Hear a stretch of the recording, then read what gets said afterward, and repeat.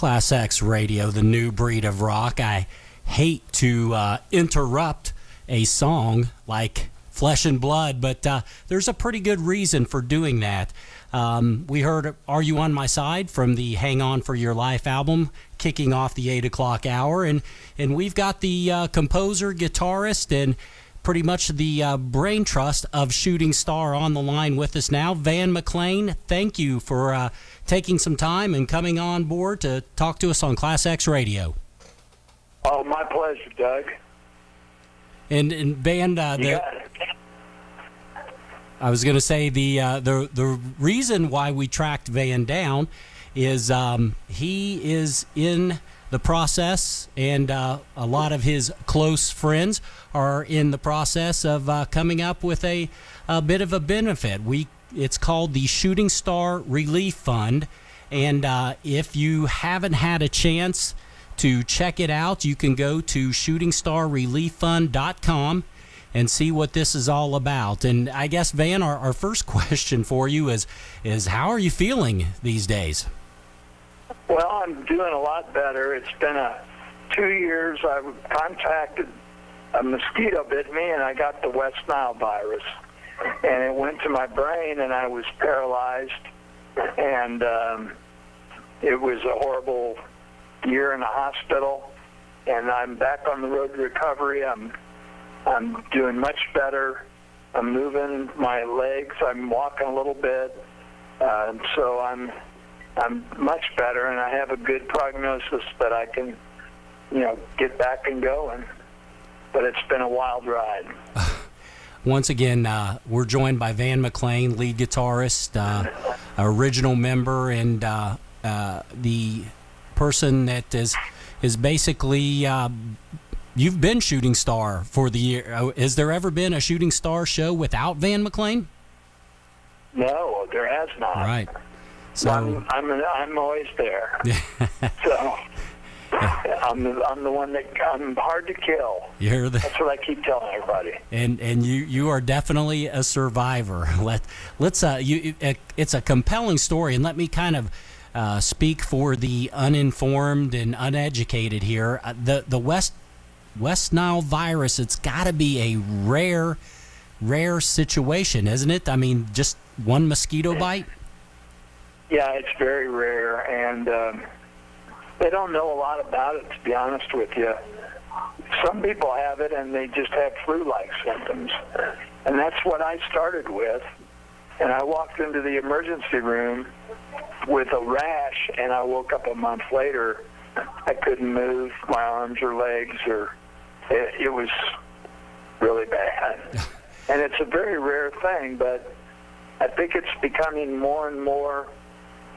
Maybe it's just because it happened to me, I pay more attention, but definitely hearing about it more. Yeah. So mosquitoes can do some bad things to you. So it's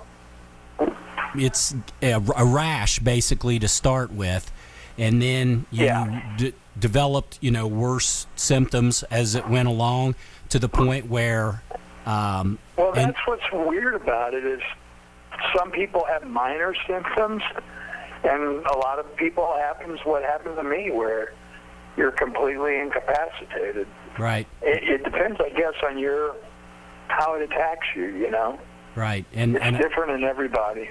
In a whole month. But I've required a lot of therapy to get to where I am, and that's why we're having the benefit concert, is insurance has been paying for a lot of what I've been doing for almost 2 years now. Mm-hmm. So I need a little bit of help raising money to keep on with the therapy. Sure, and a month in the ICU can't be cheap. And obviously, if anyone wants to help, the website is shootingstarrelieffund.com.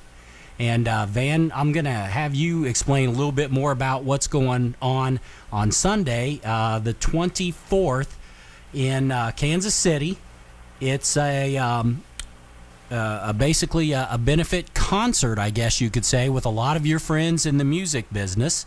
And Gary West from Shooting Star right. is going to make a first appearance with the band. Gary retired in 1985, so that'll be really cool. A lot of other people that have played with Shooting Star, a lot of our other friends, bands, the Rainmakers, the Elders, a lot of Kansas City institutions are coming out to play. And then they're having a raffle, and a lot of our friends, from touring, pitched in some really cool items. Kansas signed a guitar, Journey signed a guitar, Styx signed a guitar, George Strait signed a guitar. Gosh, I don't want to leave anybody off. Yeah, it looks like Sammy Hagar and Sammy Hagar. Mm-hmm.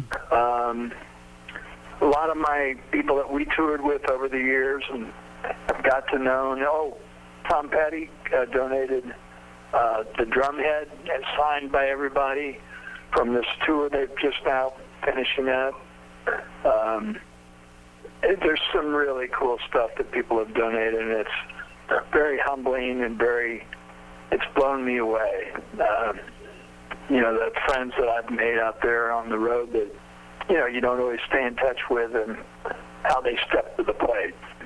And that's a very cool thing. Like you say, it's got to be a humbling thing to see all of your contacts that maybe you haven't talked to or conversed with in years that are stepping up to help you out with this.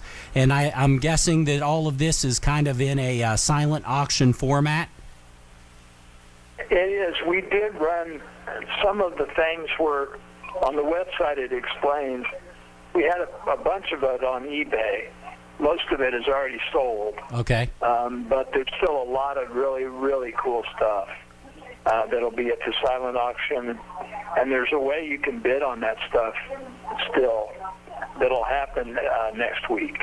Okay. Anything that didn't sell. Okay. So if someone just wants to, donate, make a cash donation, is there a way to do that as well? Yes, there is. And then we are going to stream the concert. If you go on Facebook to the official Shooting Star page, if you're interested in watching the show, we are streaming it. Or you can go to my Facebook page, which is Van McLain, McLain.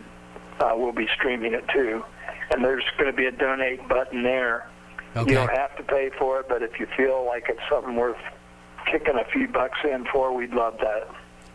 Well, you guys, you and the band have provided Cincinnati with so many good memories of your tours back in the early days, and that is phenomenal news that Gary West is making an appearance, as you had mentioned, retiring in '85. I guess the big question, will Gary be wearing pajamas, or is he going to dress for the occasion? He always, that was Gary's kind of rebellious way of showing the record company he was pissed at him. Right. And it kind of stuck, and it was really funny. He ended up loving it because it was so easy to take care of his wardrobe, Yeah, exactly. Just went to J.C. Penney's, bought a few pairs of pajamas, and threw them in the washer and dryer, and he was ready to go, So Exactly. I bet he does show up in the pajamas. And by the way, we love Cincinnati. Some of my favorite shows we ever played were back in Cincinnati, particularly the Bogarts shows were just out of this world. Really cool. And I was at those. And I've told the story numerous times, and the listeners to my show are probably kind of sick of hearing me talk about it. But I think it was a tour for Burning. I think it was Duke Jupiter had opened for you guys, and right. Yeah. Does that sound correct, or am I getting my concerts? Yeah, that's right. Okay, No, that would be right. Yeah, and the you guys started off with the preview and then Straight Ahead, and of course everybody is packed in at both. Pushed up to the stage. We were right in front of the speaker, and we were just having fun, and you guys were so loud that I tell the story. Yeah. I'm in my 20s, and I'm thinking I'm invincible, and everybody's partying, And I finally had to go in the bathroom and stuff toilet paper in my ear because So you could stand it. so I could at least, be able to function the next day. And believe me, when I woke up, despite the toilet paper in my ears, my man card definitely took a hit that night. But the the little high pitched squeal. I have a really funny story about Bogarts. The first time we played in Cincinnati, we didn't know that Hollywood had become kind of a hit there. And we, at that time, were not playing it in the set. So we hadn't played it live since we had recorded it. So in our rehearsals, I looked over and the band that was opening for us, I think it was a local Cincinnati band. I can't remember who it was. But they were watching us at sound check. And we didn't care. We never kicked people out for sound check. We let them hang out. But we were trying to relearn how to play Hollywood, and I could tell by the looks on their faces. They're like, "Man, these guys don't even know how to play their hit," And it was just such a funny thing. They didn't realize that it wasn't a hit everywhere, and we weren't in our set. Right. So it was a funny moment. Right. So do you have for them to be there and see us trying to learn one of our songs, Did you guys have other cities that had? I don't know if you had quite the. Obviously, you're Kansas City born and bred, but the love affair with Cincinnati was evident back in the '80s. Did you have other cities that were like that? Yeah, Detroit and Chicago were really good. Denver, Minneapolis, most of the Midwest cities, St. Louis, Des Moines. We really hit really well in the Midwest. Right. But what was funny? We play in Cincinnati to 2 or 3 sold-out shows, and we go to Dayton the next night, which was, 60 miles away? Yeah. And there'd be 50 people in the club, Yeah. It was just very strange. I think the local... It was all... Yeah, I was going to say... It was all based on the radio stations. Sure. Whether or not they were playing our stuff, Yeah, I went to a small school outside of Indianapolis, and the local, there was no classic rock back then because, it was alive and well. But the local album rock station didn't play Shooting Star. And I remember bringing Hang On For Your Life to my parties and turning that on and just kind of educating everybody in Indianapolis basically that hey, this is a Midwestern band and got you a few fans out of my college years there because Cincinnati played the heck out of not only your first 3 or 4 albums and I'm talking deep cuts all the way through them. Only to find that Indianapolis, I think I might have heard Last Chance a couple of times there, but it was just kind of. Well, we sort of culminated that when we played the fireworks down on the river. That was incredible. They told us there might have been a half a million there, and I don't know how many people were there, but it's the biggest crowd I ever stood in front of. It was crazy. Right, both sides of the river as well. Wild Man Walker was with the local station back then, and he's with our station now. And I actually texted him earlier and said, "So what was the estimated crowd at that those fireworks shows on Labor Day?" And he said 500,000. And you guys were you were the headlining act there, and I remember showing up for that and looking at the mass of people between where I was coming into to where the stage was, and it felt like we walked the equivalent of 3 football fields, and we still weren't all that close. But that is a big Cincinnati tradition, and it's quite the honor for a band to get that gig. Well, and Jim Shue, and I'm sure your listeners know Jim. And sure. After that show, they couldn't get the car. They had cars there to take us back to the hotel, but they couldn't get them out for hours. So we decided we were going to walk and take the bus. So Jim found us and got us on a city bus to get us out of the mess. It was hilarious. Yeah. We were still in our stage clothes, and on a city bus trying to get back to our hotel. Yeah. Well, that's quite the gig to get in Cincinnati, is the Labor Day fireworks show, and you guys definitely were on top of your game, and I think another couple of feathers in your caps was a couple of shows at Busch Stadium back in the day. I'm thinking was it Journey or Styx or somebody? Journey, like Sammy Hagar, Judas Priest, us, and April 1. Mm-hmm. Yeah. Too bad they don't do shows like that anymore. That's those stadium shows where there would be 4 or 5 huge acts, one right after another. Those things have kind of faded away, I guess. The good old years. I guess. Well, it Van, was fun, though. I'm speaking with Van McLain, lead guitarist, founding member, shooting star. The love affair with Cincinnati, well documented. ClassX Radio, we've done our best to keep Shooting Stars music alive, and you can help Van out if you are just joining in. Van had a bout with the West Nile virus that basically put him in a coma for roughly a month.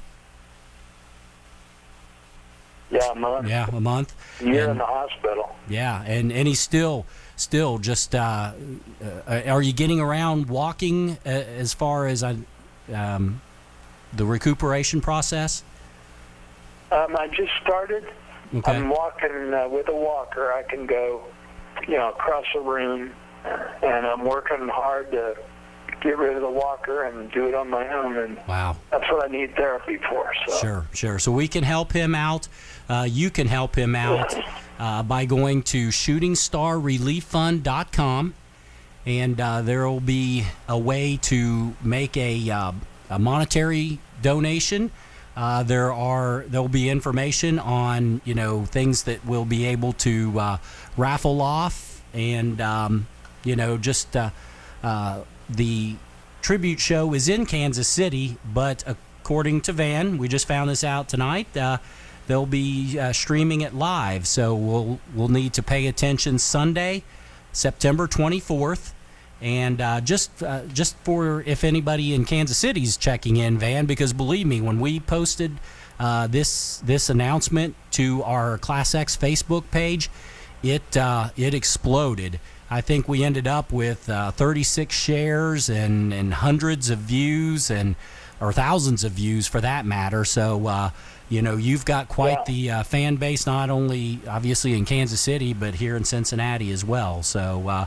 Well, everybody loves ClassX Radio, and there's a lot of people here in Kansas City that I know that tune it in. So right. Yep. They absolutely do. And that's good to know.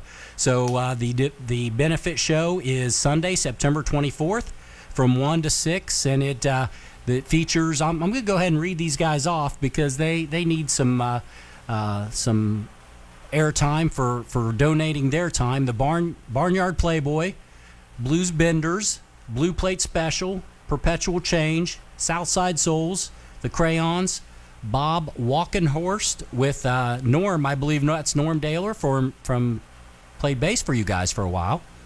Yes. Okay. The Elders, and then the Shooting Star, both past and present.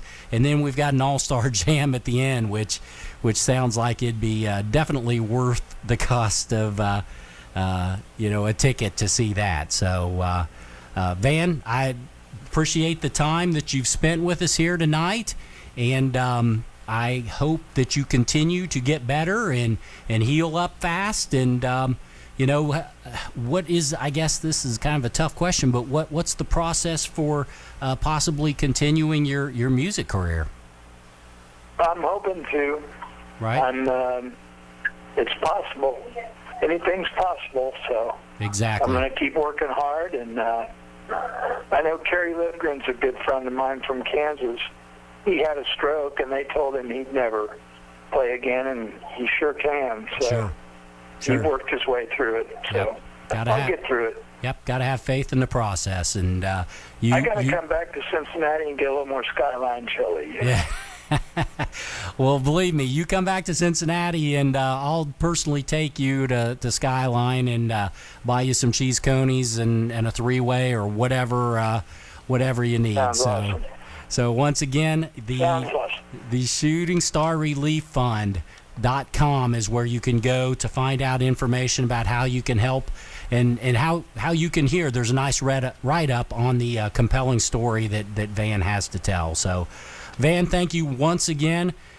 Cincinnati loves their shooting star, and we're going to probably play a little track that puts you guys in the fast lane. It's Last Chance on ClassX Radio. Thank you, Van. Thank you so much, and thanks everybody at ClassX Radio. Yeah, take care.